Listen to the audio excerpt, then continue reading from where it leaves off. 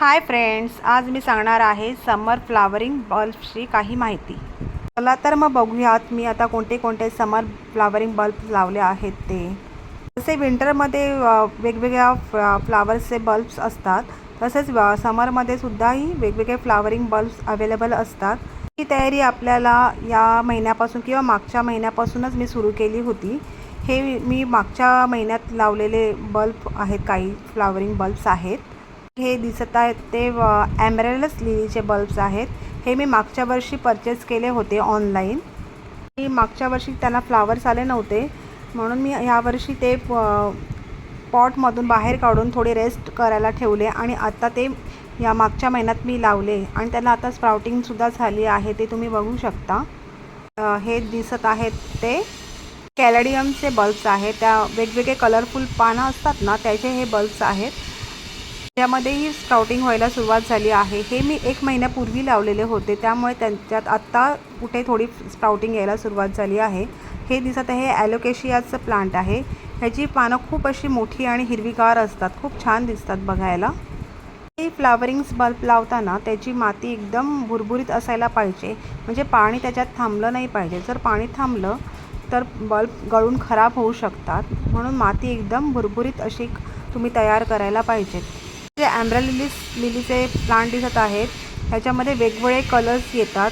माझ्याकडे आहे ते ऑरेंज, येल्लो आणि रेड असे मी कलर्सचे घेतले होते। मागच्या वर्षी त्याला फुलं आली नव्हती, म्हणून कन्फर्म सांगता येत नाही की हे नक्की तेच कलर आहेत का। घेताना तर मी हेच कलर बघून घेतले होते। बघूया यावर्षी तरी फ्लावरिंग होते का यांच्यात। एमरेल्ड लिलीमध्ये भरपूर प्रकारचे कलर्स आणि डबल पेटल, सिंगल पेटल असे फ्लावर्स येतात। हे जे दिसत आहे ते सनफ्लावरचे सीड जे आपण लावले होते ना, तेच आता हळूहळू ग्रो व्हायला सुरुवात झाली आहे, तुम्ही बघू शकता। याचा व्हिडिओ माझ्या चॅनलवर टाकला आहे की त्या मी कशा ग्रो केल्या होत्या ते बघा तुम्ही। ते हळूहळू ग्रो होत आहेत ना। हे मी परत पॉलिथिनने कवर केलेलं आहे। हे दिसत आहे ग्लॉक्सेनिया फ्लावरचा बल्ब आहे। हाही बल्ब मी मागच्या महिन्यात लावला होता, त्याला पण आता स्प्राउट यायला सुरुवात झाली आहे। याचे फोटो मी लास्टला माझ्या व्हिडिओमध्ये टाकलेले आहे, ते तुम्ही बघू शकता। ही सनफ्लावरचे प्लांट छोटे छोटे तयार झालेले आहेत। अजून थोडे मोठे झाले ना की आपण त्यांना छोट्या छोट्या कप्समध्ये ट्रान्सप्लांट करू। लगेच मोठ्या पॉटमध्ये लावायचे नाही, त्यामुळे प्लांट खराब होण्याची शक्यता असते।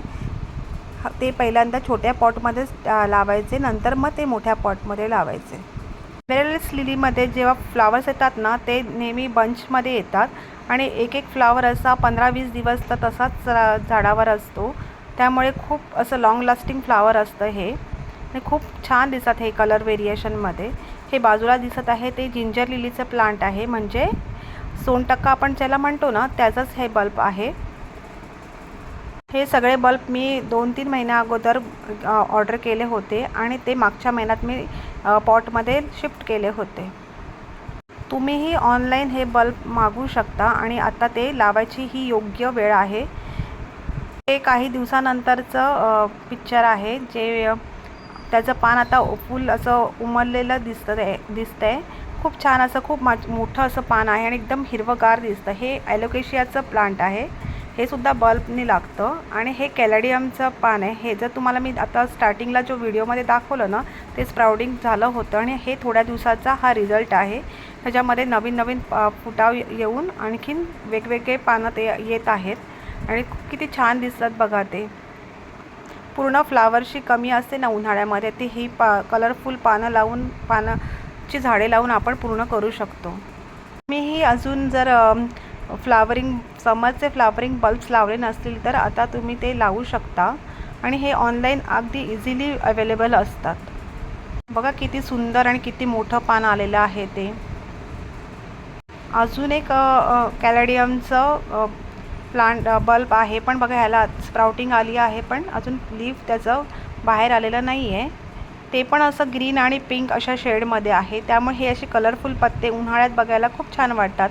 हे दिसत आहे ते ग्लॉक्सेनिया फ्लावर बल्ब आहे, जे मी तुम्हाला फर्स्ट आता दाखवलं ना लावलेले बल्ब ते, आणि हे एमरेल्ड लिलीचे फ्लावर्स आहे। चला तर मग भेटू नेक्स्ट व्हिडिओमध्ये।